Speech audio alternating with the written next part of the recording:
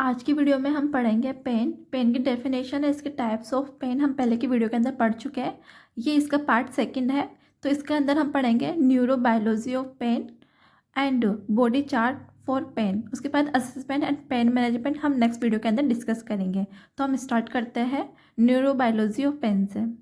Neurobiology of pain, ये जो part है ये भी एग्जाम के पॉइंट ऑफ व्यू से काफ़ी इंपॉर्टेंट है। काफ़ी बार इसके अंदर क्वेश्चन पूछा गया है इसके बारे में।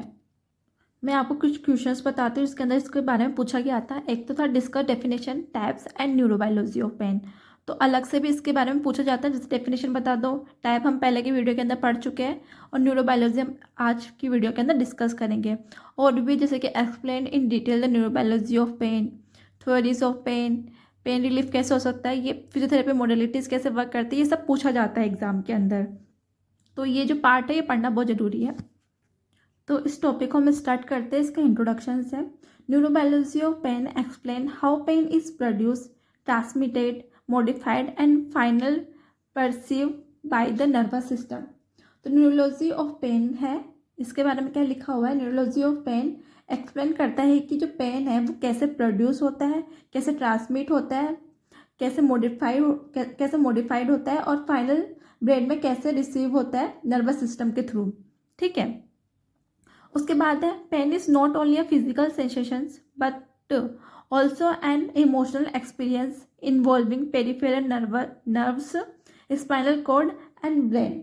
तो पेन ओनली एक फिजिकल सेंसेशंस नहीं होता है बल्कि एक इमोशनल एक्सपीरियंस भी होता है। इस प्रोसेस में peripheral nerves, spinal cord and brain, ये तीनों इन्वॉल्व होती है। तो न्यूरोबायोलॉजी का मतलब समझ आया। न्यूरोबायोलॉजी के अंदर हम डिस्कस करते हैं, फिर पढ़ते हैं, एक्सप्लेन करते हैं कि जो पेन है वो कैसे प्रोड्यूस हुआ है, कैसे ट्रांसमिट हुआ है, कैसे मॉडिफाइड हुआ है और कैसे परसीव हुआ है नर्वस सिस्टम के अंदर। इसके अंदर तीन चीज़ें आती है, पेरिफेरल नर्व्स भी आती है, स्पाइनल कॉर्ड्स भी आता है एंड ब्रेन भी आता है। और जो पेन होता है ना वो ओनली फिजिकल सेंसेशंस नहीं होता है, ये एक तरह का इमोशनल एक्सपीरियंस भी होता है, जो कि हम पहले की वीडियो के अंदर पढ़ चुके हैं इसकी डेफिनेशन के अंदर। उसके बाद आते हैं इसके कंपोनेंट्स। कंपोनेंट्स के अंदर चार मेन स्टेज होती है। सबसे पहला है transduction, transmission, modulation and perception. इसका हमने डायग्राम बनाया है, डायग्राम के हिसाब से हम समझेंगे। ये इसका डायग्राम है। तो सबसे पहले क्या होता है ना, ट्रांसडक्शन होता है, उसके बाद ट्रांसमिशन आता है, मॉड्यूलेशन आता है, उसके बाद परसेप्शन आता है। इस पूरे को हम डिटेल से अब समझेंगे। स्टार्ट करते हैं हम यहाँ पे ट्रांसडक्शन से। ठीक है, ये वाला इसकी डेफिनेशन है। Transduction is the process by which the noxious stimulus is converted into a electric nerve impulse.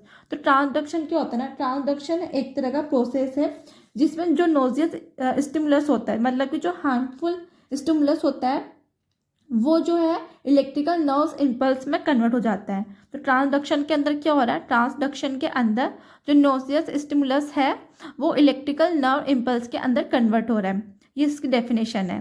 तो आप इसको डायग्राम में भी समझ सकते हैं। ये नोजियस स्टिमुलस है जो कि क्या हो रहा है ना, ये इलेक्ट्रिकल नर्व इम्पल्स के अंदर कन्वर्ट हो रहा है। ये यहाँ से अंदर की तरफ जा रहा है। ठीक है, ये यहाँ पे इम्पल्स बन गई है। उसके बाद बात करते हैं इसके मैकेनिज्म की। इसके मैकेनिज्म के अंदर है tissue injury release chemical substance like. जब भी इंजरी होती है, जब भी इंजरी हुई, हमने यहाँ पे टच किया, नोजेस स्टिमुलस आया, तो यहाँ पे एक ना क्या होता है ना, केमिकल सब्सटेंस जो होते हैं ना वो रिलीज हो जाते हैं। जैसे कि प्रोस्टाग्लैंडिन्स हो गया, ब्रेडिकिनिन हो गया, सब्सटेंस पी हो गया, हिस्टामिन्स हो गया, ये सब रिलीज होते हैं। हम इसका मैकेनिज्म समझते हैं। जब भी इंजरी होगी टिश्यू की तो ये केमिकल्स रिलीज होंगे। इस कारण से क्या होता है ना, this chemicals activate nociceptors, pain receptors. तो जब जो केमिकल्स रिलीज हुए ना, इस कारण से जो नोजिसेप्टर्स होते हैं ना वो एक्टिवेट होते हैं, मतलब कि जो पेन रिसेप्टर्स होते हैं ना वो एक्टिवेट होते हैं। Nosy receptors convert the stimulus into electrical signals.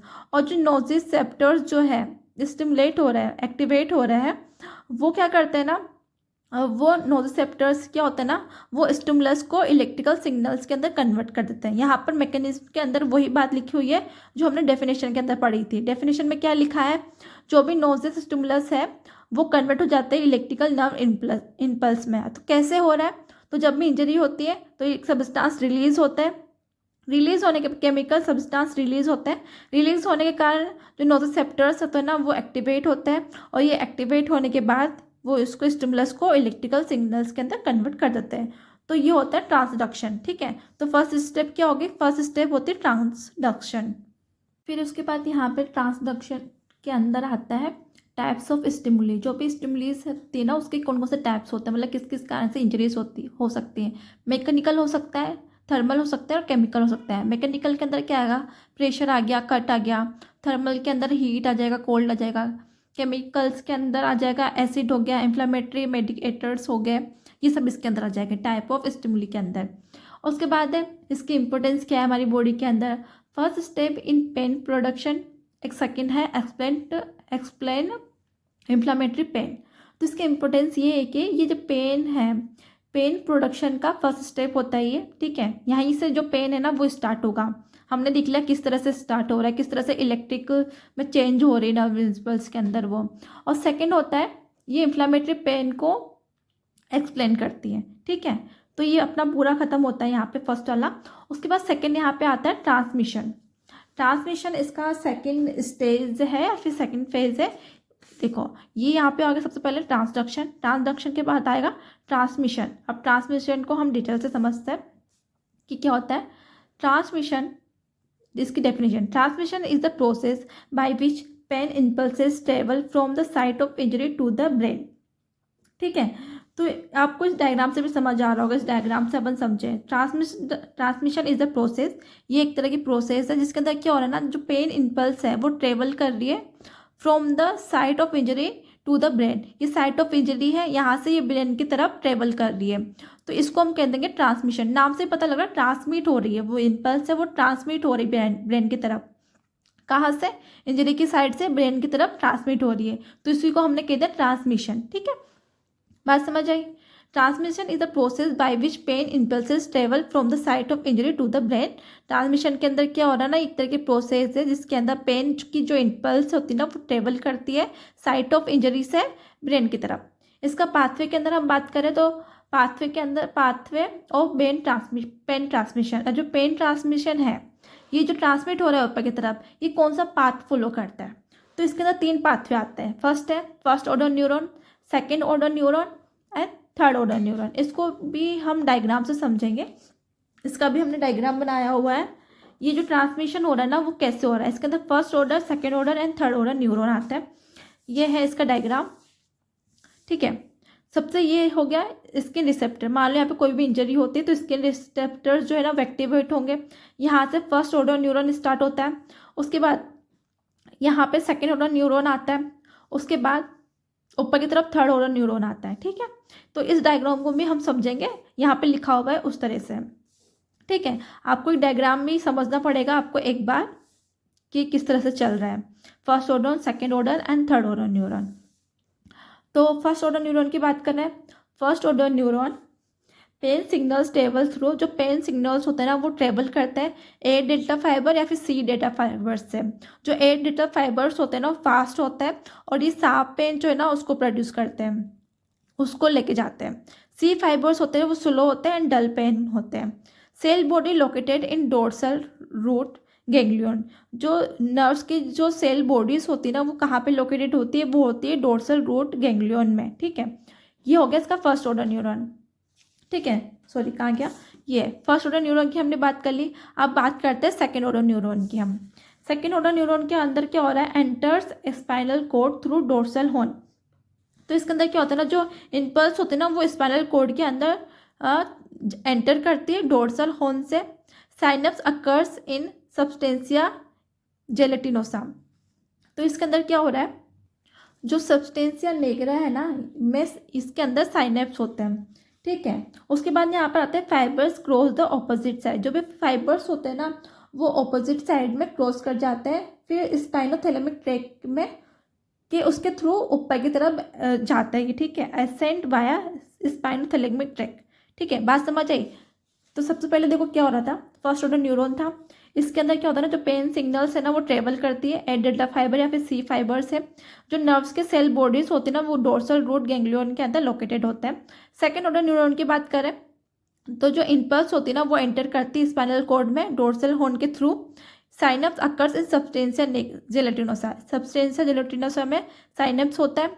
Fibre जो है ना वो क्रॉस कर जाते हैं और ये वहाँ से वो स्पाइनोथैलेमिक ट्रैक से ऊपर की तरफ जाते हैं। ठीक है, उसके बाद हम डायग्राम तो समझ लेते हैं एक बार। ये सेकेंड ऑर्डर न्यूरॉन है, ये स्पाइनल कॉर्ड है। यहाँ पर जो इम्पल्स है ना वो स्पाइनल कॉर्ड के थ्रू डोर्सल हॉर्न के होते हुए ऊपर की तरफ जाती है। उसके बाद यहाँ पे हम देखा था स्पाइनोथैलेमिक ट्रैक। यहाँ पे स्पाइनोथैलेमिक ट्रैक होता है, यहाँ से इम्पल्स जो है ना वो ऊपर की तरफ जाएगी थर्ड ऑर्डर न्यूरॉन की तरफ। उसके बाद यहाँ पर आता है थर्ड ऑर्डर न्यूरॉन। ठीक है, थर्ड ऑर्डर न्यूरॉन के अंदर ये थैलेमस है, यहाँ पे ये सेरेब्रल कॉर्टेक्स है यहाँ पर। ठीक है, तो इसके अंदर क्या हो रहा है, थर्ड ऑर्डर न्यूरॉन के अंदर लिखा हुआ है from thalamus to cerebral cortex. तो जो सिग्नल्स होते हैं ना वो सिग्नल थैलेमस से सेरेब्रल कॉर्टेक्स तक जाते हैं। ठीक है, उसके बाद क्या होता है, पेन बिकम कॉन्शियसली परसीव। जो पेन होता है ना वो हमें कॉन्शियसली परसीव होता है। ठीक है, ब्रेन के अंदर। तो ये हो गया first order neuron, second order neuron and third order neuron. आपको ये डायग्राम पढ़ना पड़ेगा एक बार। यहाँ पे फर्स्ट ऑर्डर न्यूरॉन है, रिसेप्टर्स के अंदर से इम्पल्सेस आई जनरेट हो गए, वो स्पाइनल कॉर्ड में गई। स्पाइनल कॉर्ड में जाने के बाद वो स्पाइनोथैलेमिक ट्रैक से ऊपर की तरफ जाएगी थर्ड ऑर्डर न्यूरॉन में सेरेब्रल कॉर्टेक्स तक। ठीक है, वहाँ पे वो ब्रेन के अंदर परसीव होगी। फिर उसके बाद यहाँ पे नेक्स्ट आता है मॉड्यूलेशन, इसका थर्ड वाला जो स्टेज था वो। तो सबसे पहले क्या हुआ, ट्रांसडक्शन हुआ। ट्रांसडक्शन के बाद क्या हुआ, जो इम्पल्स है वो ट्रेवल की, ट्रांसमिशन हुआ। उसके बाद यहाँ पे मॉड्यूलेशन आता है, यहाँ पे पेन का मॉड्यूलेट होगा, पेन जो है ना मॉड्यूलेट होगा। तो इसको हम समझते हैं कि मॉड्यूलेशन क्या होता है। Modulation is the process, modulation में एक प्रोसेस है जिसके अंदर क्या होता है ना, by which pain signals are increase और decrease at different level of nervous system. तो नर्वस सिस्टम के डिफरेंट लेवल पे जो पेन होता है ना, पेन के सिग्नल्स या तो इंक्रीज होते हैं या फिर डिक्रीज होते हैं। ठीक है, बात समझ आई। मॉड्यूलेशन क्या होता है, मॉड्यूलेशन एक तरह का प्रोसेस है जिसके अंदर जो पेन सिग्नल्स होते हैं ना वो इंक्रीज या फिर डिक्रीज होते हैं नर्वस सिस्टम के डिफरेंट लेवल पर। मॉड्यूलेट करने से आपको नाम से समझ आ रहा होगा ना, पेन को मॉड्यूलेट करना मतलब इंक्रीज या डिक्रीज करना, मॉड्यूलेट करना। इसके अब साइट ऑफ मॉड्यूलेशन कौन कौन सी हो सकती है, वो हो सकती है स्पाइनल कॉर्ड हो सकता है, ब्रेन स्टेम हो सकती है या फिर ब्रेन कॉर्टेक्स होता है। इन तीनों जगह पे जो पेन है ना वो मॉड्यूलेट हो सकता है। अब इसके हम मैकेनिज्म की बात करते हैं। मैकेनिज्म को किस तरह समझेंगे, सबसे पहले आता है स्पाइनल मॉड्यूलेशन जिसको हम गेट कंट्रोल थ्योरी बोलते हैं, और सेकंड आता है डिसेंडिंग पेन इनहिबिटरी पाथवे। एक के अंदर क्या होता है ना, एक के अंदर इनहिबिट होता है, एक के अंदर इंक्रीज होता है पेन। तो स्पाइनल मॉड्यूलेशन के अंदर हम पढ़ते हैं तो इसके अंदर स्मॉल फाइबर्स होते हैं, लार्ज फाइबर्स होते हैं। स्मॉल फाइबर्स होते हैं ए डेल्टा या फिर सी, या और लार्ज फाइबर्स होते हैं ए बीटा। तो यहाँ पे क्या हो रहा है ना, सबसे पहले जो स्मॉल फाइबर्स होते हैं ना, ए डेल्टा या फिर सी फाइबर्स, वो क्या करते हैं ना, वो गेट ओपन करते हैं जिससे जो पेन होता है ना वो ज़्यादा फील होता है। ठीक है, ये क्या करते हैं ना, गेट को ओपन करते हैं। और जो लार्ज फाइबर्स होते हैं जैसे कि ए डेटा फाइबर्स हो गए, वो क्या करते हैं, वो गेट को क्लोज करते हैं जिससे जो पेन होता है ना वो कम फील होता है। एक के अंदर पेन ज़्यादा फील हो रहा है, एक के अंदर पेन कम फील हो रहा है। ओपन गेट है, क्लोज गेट है, स्मॉल फाइबर्स है, लार्ज फाइबर्स। ठीक है, अकर्स इन सब्सटेंस है जेलेटिनोसा। तो ये प्रोसेस जो होता है ना वो सब्सटेंस है जेलेटिनोसा में होता है। ठीक है, उसके बाद आता है डिसेंडिंग पेन इनहिबिटरी पाथवे। ठीक है, तो ये तो स्पाइनल मॉड्यूलेशन हो गया। उसके बाद इनहिबिटरी पाथवे देख रहे हैं हम पेन का किस तरह से डिक्रीज हो रहा है। Brain send signals downwards to spinal cord involves periaqueductal grey PH जिसको हम कहते हैं, या फिर न्यूक्लियस रेप्थ मैग्नस। ठीक है, तो इसके अंदर क्या हो रहा है, जो इसमें जो है ना, इसमें ब्रेन से डाउनवर्ड सिग्नल स्पाइनल कॉर्ड की तरफ जाते हैं। डाउनवर्ड आ रहा है स्पाइनल कॉर्ड की तरफ, कहाँ से, ब्रेन से डाउनवर्ड आ रहा है स्पाइनल कॉर्ड की तरफ। ठीक है, बात समझ आ रही है। डिसेंडिंग पेन इनहिबिटरी पाथवे मतलब ब्रेन से नीचे की तरफ आएगा। नीचे क्या होगा, ब्रेन के नीचे होगा स्पाइनल कॉर्ड। तो जो भी सिग्नल्स है ना वो डाउनवर्ड आएंगे ब्रेन से स्पाइनल कॉर्ड की तरफ, वो सेंड होते हैं। इसके अंदर इन्वॉल्व होता है पेरी एक्वाडक्टल ग्रे पीएजी या फिर न्यूक्लियस रेप्टे मैग्नस। ठीक है, ये इसके अंदर इन्वॉल्व होता है। उसके बाद होता है रिलीज इनहिबिटरी न्यूरोट्रांसमीटर। जो न्यूरोट्रांसमीटर होते हैं ना वो यहाँ पर रिलीज होता है, इनहिबिटरी न्यूरोट्रांसमीटर। क्योंकि हमने पहले यहाँ पे देख रहे हैं इसके पाथवे का क्या नाम है, इनहिबिटरी पाथवे है। मतलब ठीक है, वो ब्लॉक करने का काम करेगा, इनिबिट करने का काम करेगा। तो रिलीज इनिबिटरी पाथ न्यूरोट्रांसमीटर, जब न्यूरोट्रांसमीटर रिलीज होंगे इनिबिटरी तभी तो वो वर्क करेगा। तो इसके अंदर होता है सेरोटोनिन, एंडोर्फिन्स और एग्नेफेलिन्स, ठीक है। This chemical reduce pain transmission, तो ये क्या करते हैं ना, पेन के ट्रांसमिशन को कम करता है ये तीनों। इसके अंदर क्लिनिकल इंपोर्टेंस क्या है, इसको कहाँ कहाँ पे यूज़ ले सकते हैं, टेंस में ले सकते हैं, एक्सरसाइज थेरेपी के अंदर ले सकते हैं, प्लेसिबो इफेक्ट देने के लिए इसका यूज़ ले सकते हैं, क्योंकि इससे क्या हो रहा है ना, इससे जो पेन है वो मॉड्यूलेट हो रहा है, ठीक है। फिर उसके बाद यहाँ पे डी आता है फोर्थ वाला, जिसका नाम है perception. Perception is last stage है इसका। इसकी डेफिनेशन की बात करें, perception is the final stage where a pain is recognised, interpret and give meaning by the brain. तो इसकी डेफिनेशन के अंदर ये लिखा हुआ है, जो परसेप्शन है, परसेप्शन पेन का जो है, जो परसेप्शन है वो पेन का फाइनल स्टेज होता है, जहाँ पर ब्रेन पेन को रिकॉग्नाइज करता है, इंटरप्रेट करता है और ब्रेन को गिवन मीनिंग देता है, ठीक है। अब ब्रेन एरिया इन्वॉल्व, अब इसके अंदर कौन कौन से एरिया इन्वॉल्व होते हैं, 3 एरिया इन्वॉल्व होते हैं। थैलेमस इन्वॉल्व होता है, सोमेटोसेंसरी कॉर्टेक्स इन्वॉल्व होता है, लिम्बिक सिस्टम जो है ना वो इसके अंदर इन्वॉल्व होता है। फैक्टर अफेक्टेड परसेप्शन, अब परसेप्शन को कौन कौन से जो फैक्टर्स है वो अफेक्ट कर सकते हैं, वो है पास्ट एक्सपीरियंस, ठीक है, इमोशन हो गया, एंजाइटी हो गया, फियर हो गया, अटेंशन हो गया, फोकस हो गया, ये सब परसेप्शन को अफेक्ट करते हैं। एक बार इसको शॉर्ट में देख लेते हैं। सबसे पहले क्या हुआ, सबसे पहले स्टिमुलस आता है, ठीक है, डायग्राम से समझते हैं। सबसे क्या हुआ, स्टिमुलस आया, स्टिमुलस मतलब नोज से स्टिमुलस आया। उसके बाद क्या हुआ, ट्रांसडक्शन हुआ, ट्रांसडक्शन से ट्रांसमिशन हुआ, उसके बाद मॉड्यूलेशन हुआ, मॉड्यूलेशन के बाद परसेप्शन हुआ, ठीक है। तो ये था इसका न्यूरोबायोलॉजी ऑफ पेन।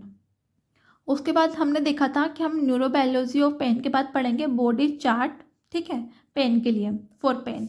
तो यहाँ पे लिखा हुआ है body chart for location of pain. तो एक तरह का चार्ट होता है जिसके अंदर फ्रंट होता है एंड बैक होता है। ये इसके राइट साइड है, ये लेफ्ट साइड है, और ये इसके राइट साइड है और ये लेफ्ट साइड है, ठीक है। ये बैक वाला है, बैक व्यू है, ये फ्रंट व्यू है। एक बार इस डायग्राम को याद रखना, ठीक है। हाँ, तो हम इसको पढ़ना स्टार्ट करते हैं। यहाँ पे body chart for location of pain. अब लोकेशन ऑफ पेन को पता करने के लिए एक तरह का बॉडी चार्ट होता है लोकेशन के लिए। बॉडी चार्ट के अंदर क्या होता है ना, फ्रंट एंड बैक व्यू होता है, यूज ड्यूरिंग पेन असेसमेंट। तो देखो बात समझो, पेन असेसमेंट के लिए हम एक बॉडी चार्ट को यूज ले सकते हैं, जिसके अंदर एक फ्रंट व्यू होता है, एक बैक व्यू होता है, और इसको अलग अलग पार्ट्स के अंदर हम डिवाइड करके रखते हैं। The patient marks the exact site and side of pain on chart. Patient को हम चार्ट देते हैं और पेशेंट हमको बताता है कि उसको एग्जैक्ट कौन से साइड पे पेन हो रहा है और कौन से साइड पे पेन हो रहा है, ठीक है, कौन सी जगह पे हो रहा है और किस तरफ हो रहा है, ये पेशेंट हमको इसके अंदर मार्क करके बताता है। इट्स हेल्प, अभी किस चीज़ में हेल्प कर रहा है, कि आइडेंटिफाई करने में हेल्प कर रहा है पेन की लोकेशन, रेडिएटिंग पेन है या नहीं है, किस तरह से रेडिएट कर रहा है वो बताने में हेल्प करता है, और रेफरल पेन में भी ये हेल्प करता है आइडेंटिफाई करने के लिए। It's give information about the distribution and pattern of pen.